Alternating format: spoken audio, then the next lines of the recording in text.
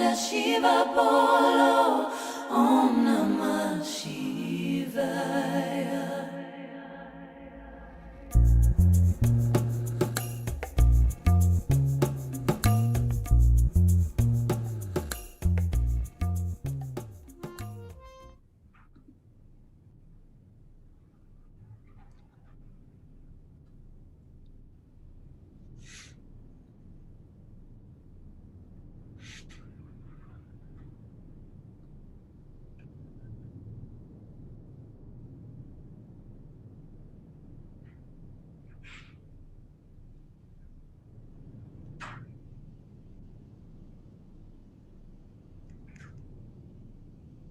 Hello.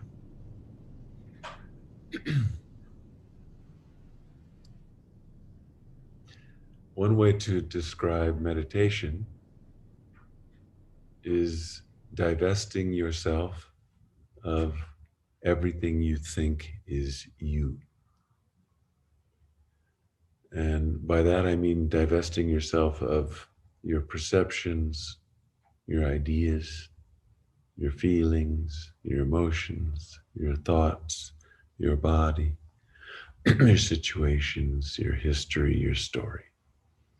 And when all that is gone, what's left? And when you look, you'll see that what is left is that sense of I, that I principle, that sense of beingness, that sense of existence. I exist. I am. That's what's left. And that's the center of your being. The rest of it is peripheral. The rest of it is constantly changing, coming and going, and ultimately going. The center doesn't change, nor does it go anywhere. It's constant. So if you have the inclination to be spiritual, the best thing you can do is return to your center as often as possible. And how do you do that? You can't do it by action. You can't yoga pose your way into it. You can't charity your way into it. You can't exercise your way into it. You can't talk yourself into it. You can't think yourself into it. You can't pray yourself into it. No action is sufficient because all of those are on the periphery. They all come and go. Again, what remains constant is the center, your real nature. So how do you get there? You get there by first recognizing you're already there, always. There's nowhere else you could be. It's just that you don't see it because your attention is placed on the periphery rather than on the center. So first recognize the center is always the case. You can't leave it, even if you wanted to. That sense of I that you are so familiar with but is unexamined is constant. It can't go anywhere. It doesn't need to be achieved. It's already always eternally the case. So that's the first thing. Recognize you are already consciousness. You are already awareness. You are already the center. Not after some arduous 50-year climb, but rather here and now and always. Always have been, are now, always will be. So the question is, why don't I experience it? And the answer is because you're focusing again on externals. You're focused on your body and its situation and its maintenance and its sensations and the mind and its all its desires and fears and attachments and aversions and all the things that make up so-called normal life. That's where your attention is. And if your attention is on that, you overlook the one that's attentive. Like that guru says in India, Before you meditate, meditation's great, but first find out who's the meditator. If you're the meditator, who are you? What are you? Then meditation will bear fruit. But if you don't know who you are, it's a long process. So first you have to recognize again that you are already, always conscious, already aware. And it's not that you're some being conscious or aware, rather you are consciousness itself, awareness itself. So that's the first step, recognizing what already is the case.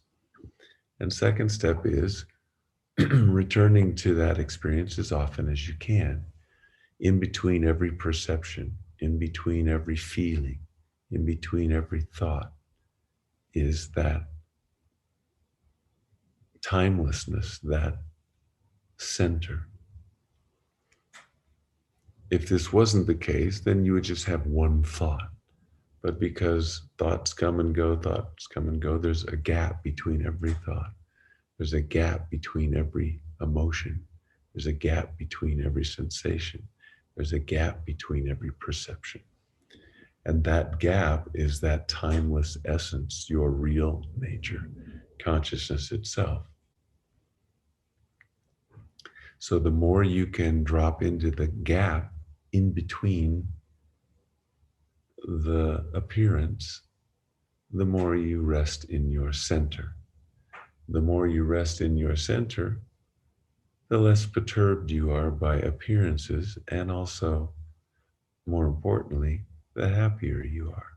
Because that timelessness, that awareness, that consciousness is by its nature joyful, is by its nature happiness itself.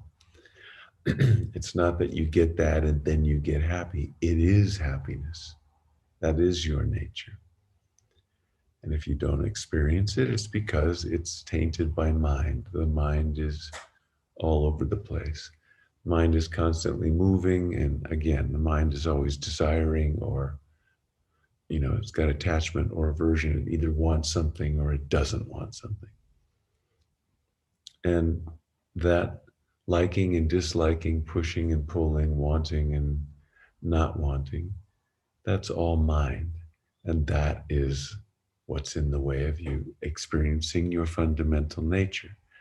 So again, meditation is to divest yourself of all of that. Letting go of all likes and dislikes, letting go of wanting and not wanting, letting go of identity of any kind, and just resting as consciousness itself. And it's easy. It's just that the attachment to what you think you are is immense. The attachment to your story, the attachment to your history, your attachment to your likes and dislikes, your attachment to phenomena in all its many faces. It's attachment that is the barrier, because actually divesting yourself of all that is not really difficult. All you have to do is just say, not interested, I'm dropping it, at least while you're meditating. If it all comes back, rushing back when you stumble out of meditation, that's okay. This happens. But over time, that lessens. But the main thing is that you continue to bring your attention into that which is prior to all that mind, prior to all the identifications. And this requires practice. It doesn't come from, it doesn't fall out of the sky generally, although sometimes it can. But generally, it requires some practice. And practice not meaning I have to go do mantras for 40 hours, or I have to meditate for 40 hours, or I have to go to this retreat or that retreat. It means to be conscious every moment as much as you can of the center of awareness itself. And this is done by attention. This is done by not indulging your non-attention. And this requires energy and attention. And this is why people don't like it, because people are lazy and they want to just go where their mind takes them. And the mind is so influenced by society and by all the input that we get that the mind is always being dragged outside by the latest war, by the latest gossip, by the latest drama, by the latest fashion, by the latest food, by the latest thoughts, by the latest, all that stuff, the latest song, the latest music, the latest whatever. Society continually presents new stuff because it has the attention span of an infant. So if you want to rest in your center again, you have to be able to at least temporarily dismiss your attachment to what's happening in the now in favor of the now itself. People have these two confused. They think what's happening in the now is the now, but no. The now is the field, consciousness itself, pure awareness, pure consciousness, pure potentiality. There's nothing happening. It's just that in which all happening appears. It's not what's happening in the now. The trees are swaying in the breeze. Your mind is thinking, you're eating, you're walking, you're talking, you're sleeping. That's what's happening in the now. The now itself can't be really defined other than it's that field or that ground of being in which all happening appears. And I choose the word appear carefully because it's an appearance. It comes and it goes. There was a dialogue famous in the Advaita circles anyway, between Papaji, a famous 20th century realizer, and his guru Ramana Maharshi. And Papaji was having visions of Krishna, visions of God that were so real that he was playing with God, singing with God, eating with God. He was in a state of elated bliss with this relationship with God in the form of Krishna. So he went to Ramana Maharshi, and then Ramana said, where have you been? He said, I've been playing with Krishna. He said, oh, great. That's fantastic. And do you see him now? And he said, no, I don't see him now. And Ramana leaned in and said, what good are gods that come and go? Who's the seer? And that's when Papaji had his awakening, because he realized what's the seer? The seer is the self, consciousness itself. Who's aware of this God that comes and goes? That awareness never comes and goes. It's constant. The visionary experience comes and goes, therefore, what good is it, according to the highest way of looking at things? That doesn't mean you should walk around and say, okay, what good is my wife? What good is my husband? What good is this life? What good? It's not like that. It's more to recognize that which is constant in you as you. You are that. That's why you can't find it when you search, because it's like the eyes can't see themselves. You can't find the self because it's not an object. It's the one looking. That's why, what you're looking for is what is looking. It's been said many different ways by many different teachers. You seek what you are already, that kind of thing. But it's slippery because the mind only knows objective awareness, external awareness. If you point out the fact that thoughts and emotions are also external to your awareness, you may get a glimpse of, oh, okay, sensations, thoughts, emotions, perceptions, sounds, taste. These are all objects of awareness. They come and they go. Therefore, a thought is really no different than a stone, just a matter of subtlety, but it's an object. It's an object to your awareness. So once you see that awareness is you and everything else is an appearance in you, a temporary appearance in you, including your entire history, your family, everybody you've ever met, everyone you'll ever meet, everything you've ever thought, everything you've ever ate, whatever experience you've ever had in all of your lifetimes, all experiences come and go, and they come and go in you, which is awareness, which is consciousness.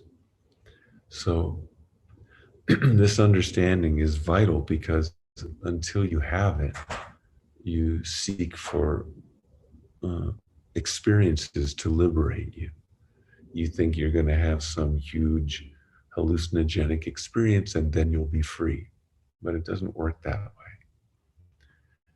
You may have a giant hallucinogenic experience, but that's not what frees you. What frees you is the understanding of what you are, who's having the experience. And that can be done with even the most mundane experience. Eating a piece of chocolate in that moment, if you recognize that the one that's aware is where the happiness is coming from, you can have an enlightened experience. So you don't have to go to the Amazon and drink a bunch of bitter brew from the vines and throw up for a week and all that stuff. You can do that if you're convinced that's the way to go.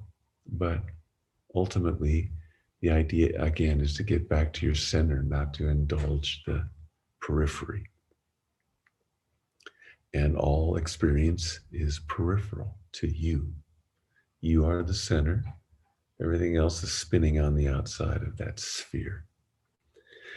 So that understanding is very important. And if you don't have it, you miss out, because then you spend your time running after stuff in the world, running after this experience, this pleasure, that pleasure, or avoiding this pain, or whatever it may be.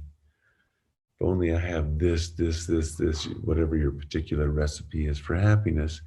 And if you've lived long enough, you'll know pretty quickly that none of these recipes pay off on the level of continuous happiness. They may give you a glimpse, they may be comfortable, it may be better than not having it, but ultimately it's not fulfilling in the sense of chronic fulfillment. The only thing that is living in your center as your center. And again, that awareness is happening between every thought, between every feeling, between every perception.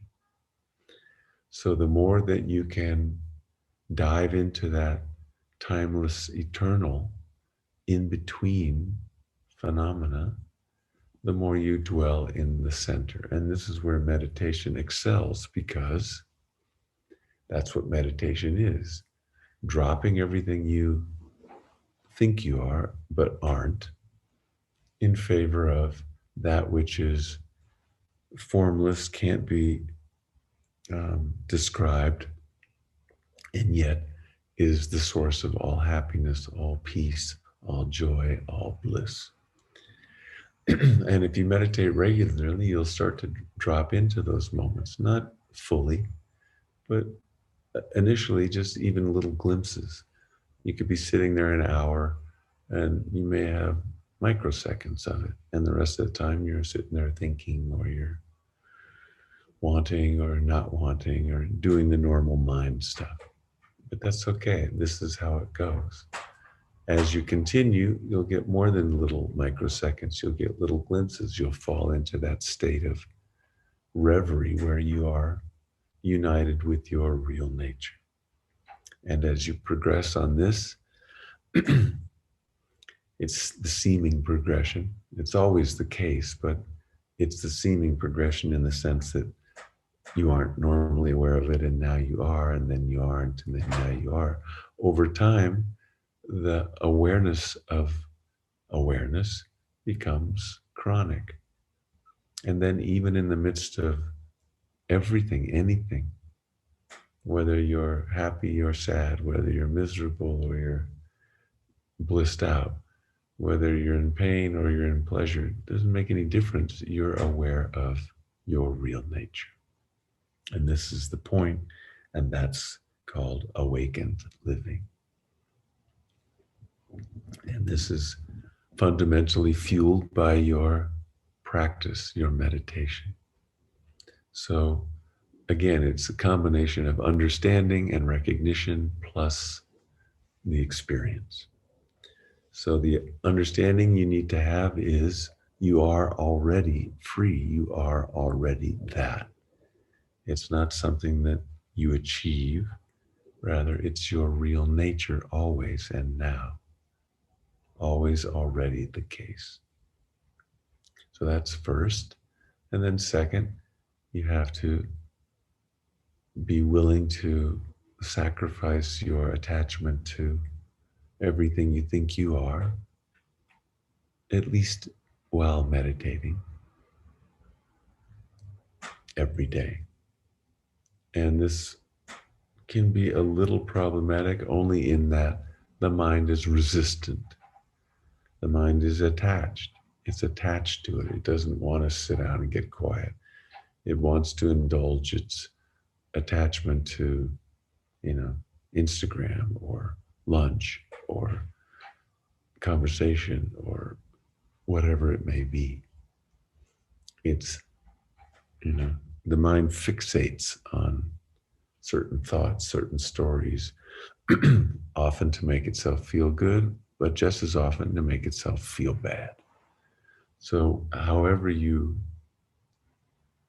find yourself, you need to be able to drop it, drop the clinging to the false, clinging to the dream, and wake up to your real nature. And that's what all this meditation is about. And that's what all these conversations are about. If they bear fruit, you may have some recognition of what we're pointing at. And if they don't, someday they will. We're planting the seed, and someday it'll sprout. May sprout today, may sprout 20 years, who cares?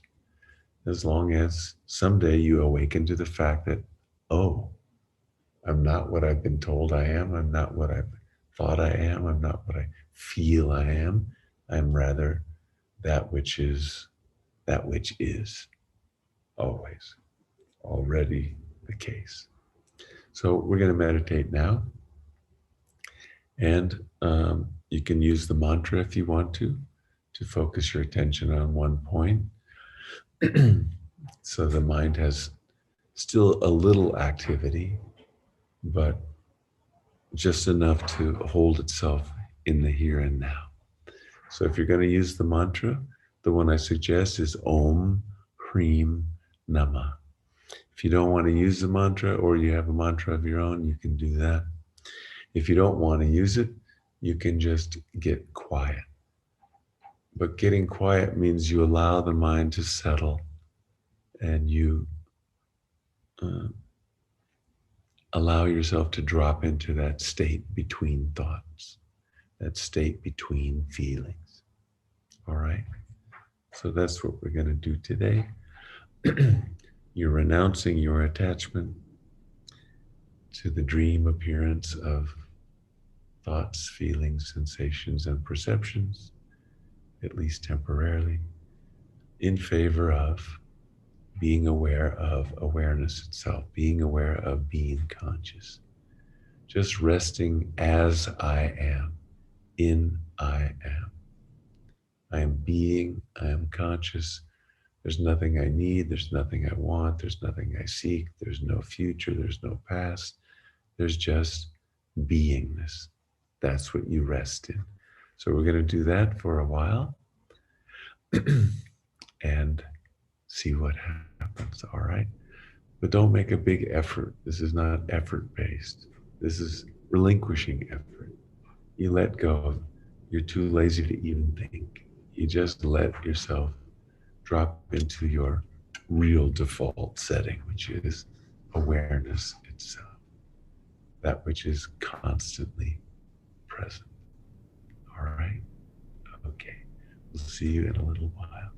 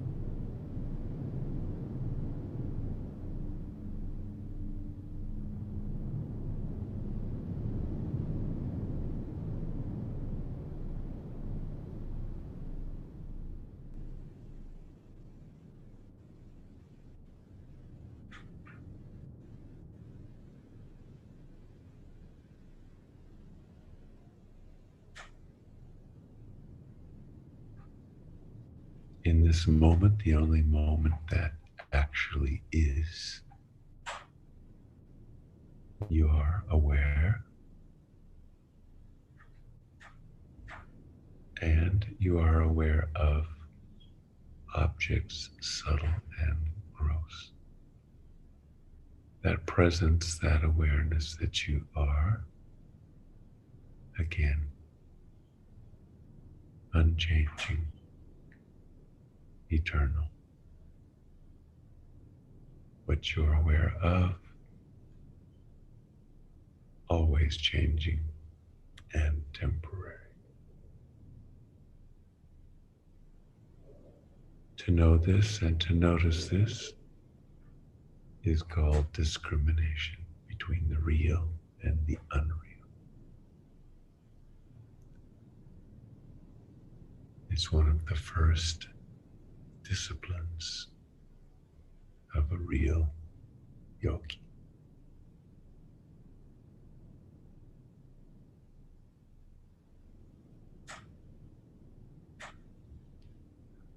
So take a slow, deep breath, filling the lungs and releasing it.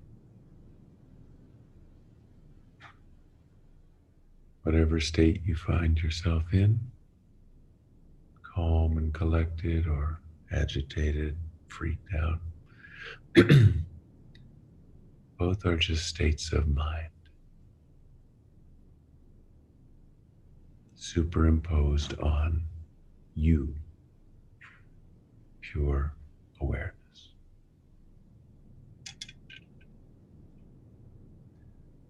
So if you like, you can open your eyes, attentive as always to how you feel.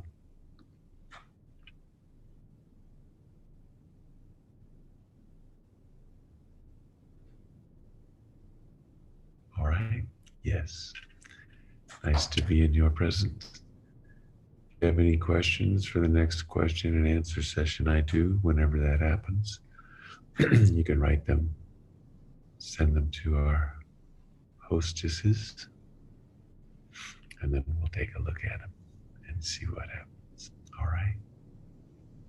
Until next time, bye-bye. Bolo, bolo, Sadashiva, bolo, Om Namah Shivaya.